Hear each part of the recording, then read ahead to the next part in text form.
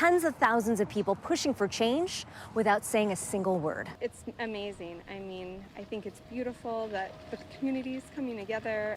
To some, it's powerful proof that the community wants to see change. Despite the downpouring rain, demonstrators of all ages and backgrounds walked nearly 2 miles from Judkins Park to Jefferson Park in South Seattle.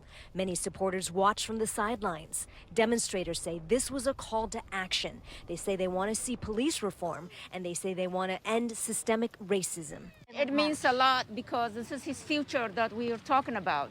This local silent march, organized by Black Lives Matter Seattle King County. Concerns about COVID-19 did not deter demonstrators. They came wearing face masks and carrying hand sanitizer. Many of them said they were taking the risk for the greater good. They have came together for righteousness, for justice, things that people have been watching and witnessing are tired of it. They can no longer sit back and be silent. They can't be complacent. They understand and see the plight of black and brown people through the criminal justice system and through all other racist institutions and systems. This is the beginning of a movement that can't be stopped.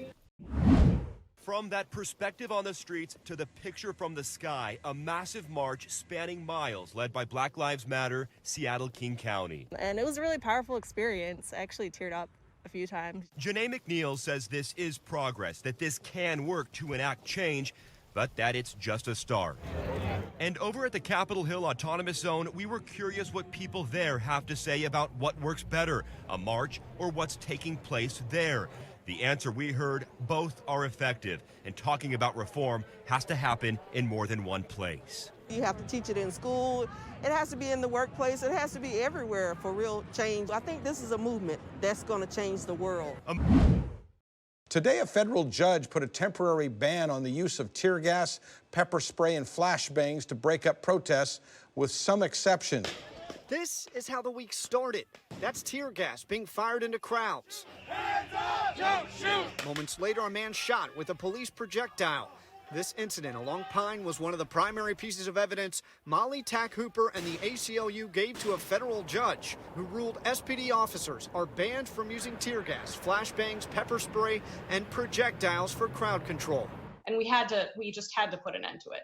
The ban is temporary, just 14 days, but Tack Hooper said it's important that it's effective now.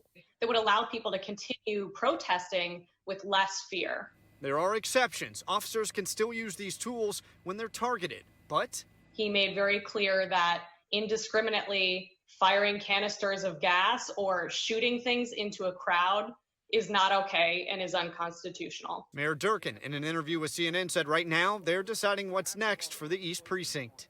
They've had some people in there, and we're going to continue to analyze whether that's the best place for the police to operate, whether there's additional things. As a Democratic nominee for president, Joe Biden has a huge card still to play when he selects his running mate, but perhaps the field is already narrowed. Today, there is more mounting pressure that candidate, that woman, be an African-American woman. Senator Kamala Harris is a frontrunner, but political consultants say Stacey Abrams and Susan Rice are also strong picks. Black Lives Matter has now gone mainstream, and police reform and how we manage the criminal justice system has now come to the forefront of issues to be dealt with in this election cycle. President Trump has taken a hard line with Black Lives Matter protests and faced sharp criticism over the crackdown on peaceful protesters outside the White House. It was, politically speaking, an unmitigated disaster for this president. Trump has derided the movements in Seattle, tweeting out that anarchists have taken over the city and mocking Mayor Jenny Durkin for her Summer of Love comment. Durkin shot back that Seattle is fine and the president should not be so afraid of democracy. There's such a fire in all of these protests about young people really believing they don't want to inherit this world, that we are leaving it.